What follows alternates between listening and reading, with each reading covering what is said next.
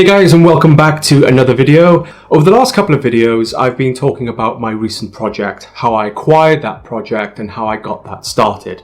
If you want to learn more about how I turned a client from an interested client into an actual working client, then you can find out more in the previous videos. But in this video, I'm going to kick things off and talk about day one in my logo design process.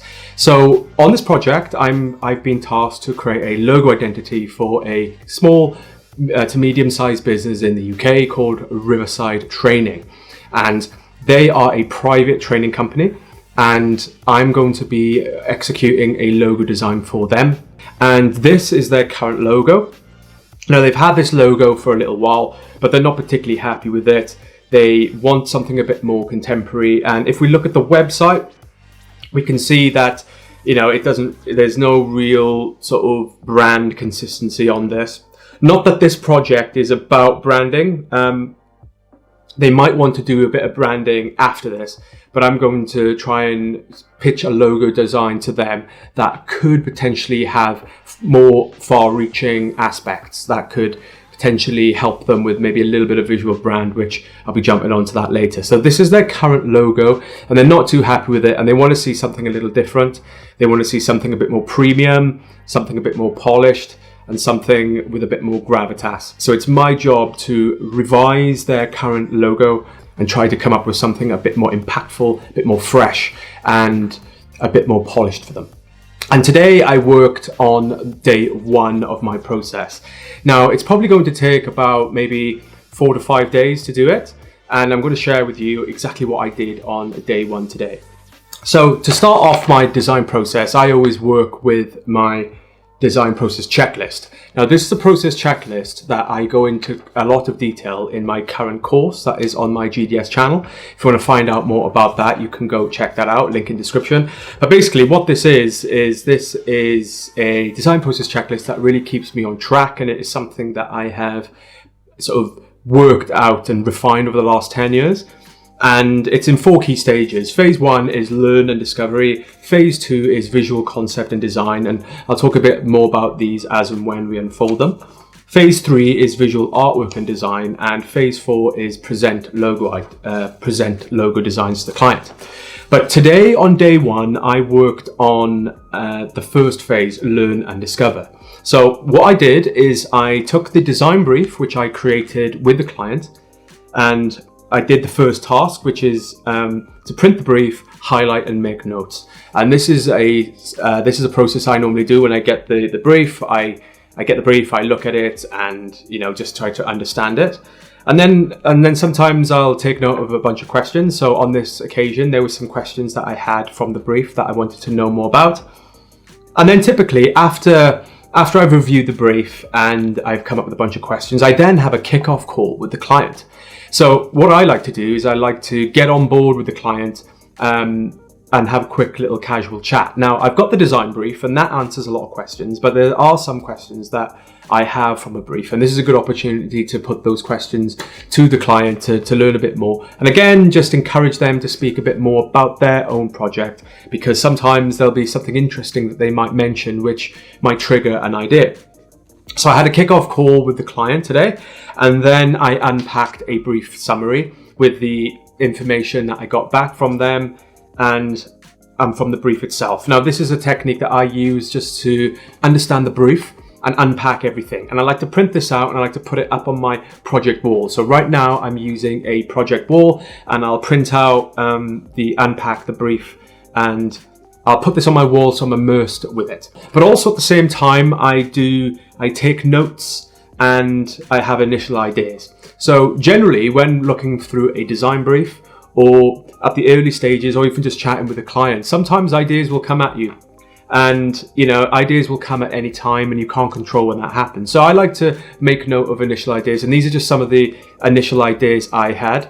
And then I like to then plan my research direction. So once I understand the brief and I've unpacked a brief summary, and I've got some ideas, I then like to plan a research direction and what I'm going to do next. So in this case, I wanted to learn more about the company, more about private training, just to get a little bit of understanding about the context of what I'm designing for.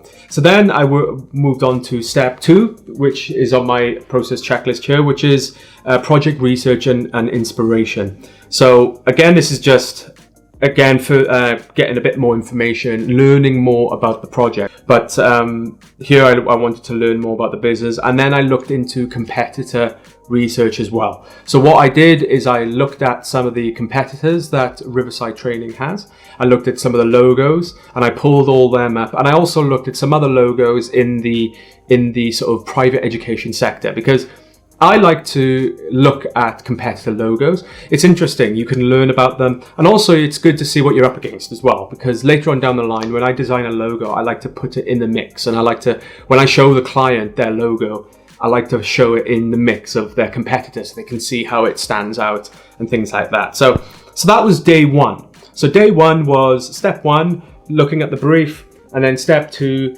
doing a bit of research. And I printed all my stuff out, put it up on my project wall, and that is where I come to today. I took some notes of some initial ideas, like I was saying before. And for this, you can see I had some sheets of paper which I just scribbled down.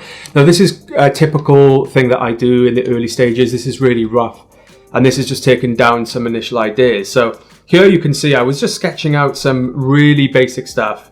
Just some basic ideas I had, such as, it occurred to me that this is private training, so it's all about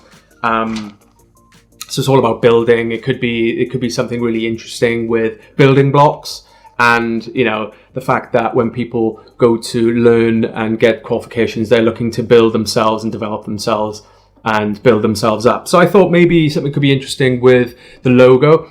So the name of the company that I'm currently designing this logo for is called Riverside Trading Spalding. So it's quite a long name, and here I was thinking that maybe we could simplify the logo a little bit, just maybe make it into a letter mark as opposed to a word mark. So here I was thinking of how that might work, and also I was thinking about maybe looking at a stamp or badge. So some really basic ideas here, which I'm not really going to take action on at this moment. What I'm going to do is on day 2, tomorrow, I'm going to be looking at brainstorming and taking a step back to look at more qualities. And when I come back to sketching later on in the process, I'll bring these ideas back into the mix and see if any of these are stronger or if I've come up with any stronger ideas. So this is a really rough video talking about the first day of my design process. I'm going to look at day 2 tomorrow. If you're interested to learn more about the process I use on my design process checklist on day 1 or in the first phase, you can find out a little bit more on my recent professional logo design course, which I published over on GDS. I'll leave a link in the description. That is all far more articulated, far more laid out than in this. This is just something raw for you to observe my process. So if you want to learn more about my process and what I'm going to do the next couple of days, you can also find out more and use this technique yourself and get access to my design process checklist.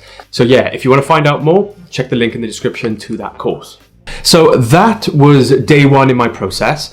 Tomorrow I'm going to look at, like I said earlier, I'm going to look at some brainstorming, and I'm going to be pulling out some ideas to see if I can really push this further and to find some other ideas and try to come up with some concept territories that I'm going to base a logo design on. And then in the following days, I'll then start to sketch artwork, etc., which I'll be sharing. So stick around for that. If you want to see how I develop this project further, stick around for the next video and we'll jump into day 2. So I'll see you in the next video.